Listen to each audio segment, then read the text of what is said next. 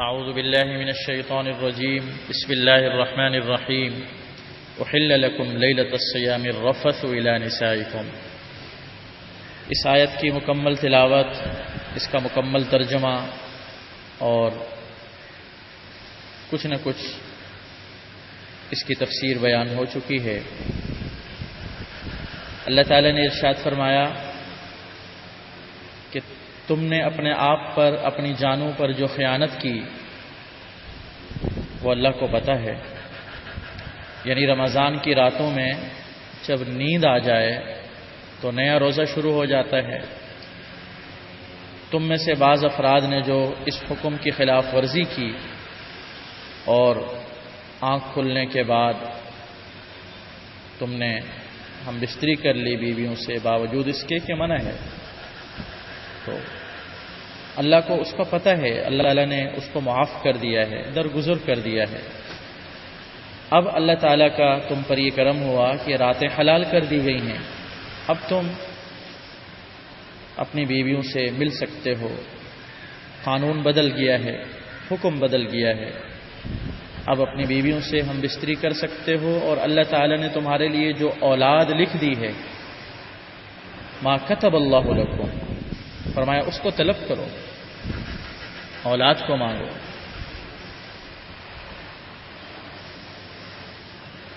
اس سے یہ پتہ چلا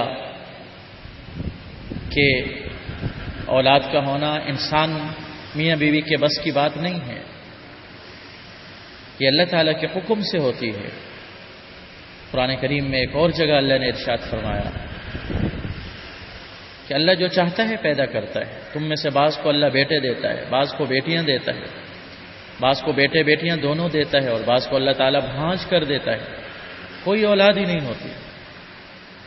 سو اولاد کا ہونا، بیٹے بیٹیوں کا ہونا، کچھ بھی نہ ہونا، سب اللہ کے حکم سے ہے، انسان کا کوئی عمل دخل نہیں۔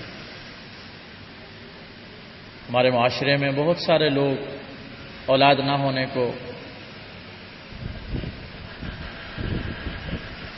منسوب کرتے ہیں عورت کی طرف، بیویوں کو اس کا حقدار ٹھہراتے ہیں کہ تمہارا قصور ہے کہ تمہیں اولاد نہیں ہو رہی۔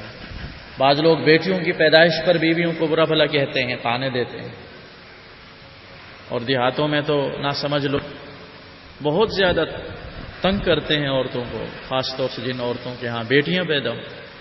بھئی یہ تو ایسی عورت ہے جو بیٹیاں ہی جنتی ہے۔ بھئی اولاد کے ہونے میں بھی ماں باپ کا کوئی دخل نہیں ہے، مرد عورت کا، بیٹے بیٹیوں کے ہونے میں بھی کوئی دخل نہیں ہے، سب اللہ کا حکم ہے۔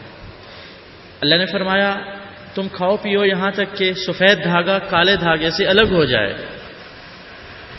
جدا ہو جائے، یعنی فجر کا وقت سفید دھاگا کالے دھاگے سے الگ ہو جائے۔ اس کا مطلب یہ ہے کہ جو صبح صادق ہے وہ آ جائے، اور صبح صادق سے پہلے جو اندھیرا ہوتا ہے وہ ختم ہو جائے۔ تو جب صبح صادق آ جائے، روشنی والی صبح، اس وقت تک تمہیں کھانے پینے کی اجازت ہے۔ تو جب تک صبح صادق کا یقین نہ ہو جائے اس وقت تک کھا پی سکتے ہو۔ سحری کے وقت میں مشرق کی جانب میں ایک روشنی ایسی ہوتی ہے جو لمبائی میں اوپر کی طرف جا رہی ہوتی ہے، ایک روشنی ایسی ہوتی ہے جو عرضاً پھیلی ہوئی ہوتی ہے دائیں بائیں پورے مشرق میں۔ جو لمبائی میں روشنی ہوتی ہے وہ صبح کاذب کہلاتی ہے، اس وقت کھانے پینے کی اجازت ہوتی ہے، اور جب روشنی پھیل جائے ہر طرف تو صبح صادق ہو جاتی ہے، اب کھانا پینا منع ہو جاتا ہے۔ آج کل تو ہم ان چیزوں پہ غور نہیں کرتے، خیر آج کل تو کیلنڈر بن گئے ہیں، اوقات گھڑیاں آ گئی ہیں، بڑے اطمینان کے ساتھ ہم گھڑیوں کو دیکھ کر فیصلے کر لیتے ہیں۔ جب یہ آلات نہیں اس وقت انہی چیزوں کو دیکھا جاتا تھا۔ اللہ رب العزت نے فرمایا سفید دھاگا کالا دھاگا، یعنی صبح صادق اور صبح صادق سے پہلے اندھیرے میں صبح کاذب، یہ جب تک الگ نہ ہو جائیں اور فجر نہ آ جائے تب تک کھاؤ پیو، تو تمہارے لیے کھانے پینے کی اجازت ہے۔ ایک صحابی تھے، جب یہ آیت اتری کہ سفید دھاگا کالے دھاگے سے الگ ہو جائے تو وہ اپنے تکیے کے نیچے 2 دھاگے رکھ لیتے تھے، ایک سفید اور ایک کالا۔ آپ صلی اللہ علیہ وسلم کو پتہ چلا تو آپ صلی اللہ علیہ وسلم بہت مسکرائے۔ آپ نے فرمایا بھائی تم نے تو دن اور رات کو اپنے تکیے کے نیچے رکھ لیا ہے۔ یعنی وہ صحابی یہ سمجھے کہ سفید دھاگا اور کالے دھاگے کا مطلب یہ ہے کہ واقعتاً جب تک اتنی روشنی نہ ہو جائے کہ بندے کو پہچان ہونے لگے سفید اور کالے دھاگے میں، تب تک کھانے پینے کی اجازت ہے۔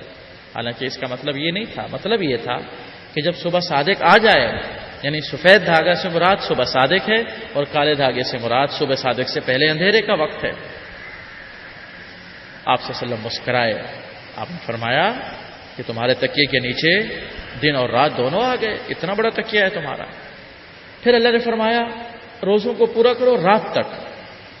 چنانچہ مغرب سے رات شروع ہو جاتی ہے، صبح صادق سے روزہ شروع ہوتا ہے اور جیسے ہی رات شروع ہو یعنی مغرب کا وقت، روزہ مکمل ہو گیا۔ اب افطار کرنا ضروری ہے، اس سے مزید تاخیر کرنا پسندیدہ نہیں ہے۔ چنانچہ حدیث میں آتا ہے کہ میری امت کے لوگ خیر پر رہیں گے جب تک سحری میں تاخیر اور افطاری میں جلدی کریں گے۔ یعنی سحری کو آخر وقت میں کھانا اچھا ہے اور افطاری کو بالکل ٹائم ہوتے ہی بندہ، یہ نہیں کہ وقت سے پہلے شروع ہو جائے، ٹائم جیسے ہی ہو تو اس کے بعد تاخیر نہیں کرنی چاہیے۔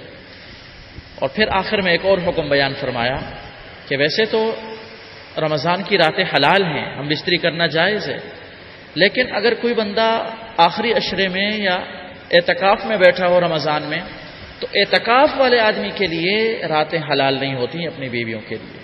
یعنی مرد اگر اعتکاف میں بیٹھا ہے یا بیوی اعتکاف میں بیٹھی ہے تو اعتکاف کی وجہ سے وہ پابندی لوٹ آتی ہے، میاں بیوی آپس میں ایک دوسرے کے قریب نہیں جا سکتے۔ اس لیے یہ حکم ہے کہ جب عورت اعتکاف کرے یا کرنا چاہے تو پہلے اپنے شوہر سے اجازت لے، کیونکہ دن میں روزہ ہوتا ہے، ویسے بھی انسان یہ عمل نہیں کر سکتا، میاں بیوی کا تعلق قائم نہیں ہو سکتا، اور اگر اعتکاف میں ہو بندہ تو پھر رات میں بھی اجازت نہیں ہے۔ اس لیے بیوی کو چاہیے وہ اپنے شوہر سے اجازت لے، کیونکہ شوہر کا حق ہے اور اعتکاف کی وجہ سے وہ حق جا رہا ہے۔ اگر شوہر اجازت دے تو اعتکاف کرے، ورنہ نہیں۔ تو اعتکاف کی حالت میں رات میں بھی بیوی سے ہم بستری کرنا جائز نہیں ہے۔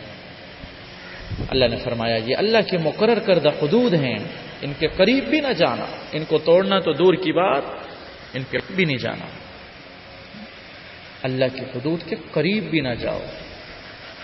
جیسے ایک کنواں ہوتا ہے تو لوگ اس ڈر سے کہ کہیں کنویں میں ہم گر نہ جائیں قریب بھی نہیں جاتے، اس کے کہتے ہیں قریب بھی نہیں جانا، کیا مطلب؟ خوب احتیاط کرو۔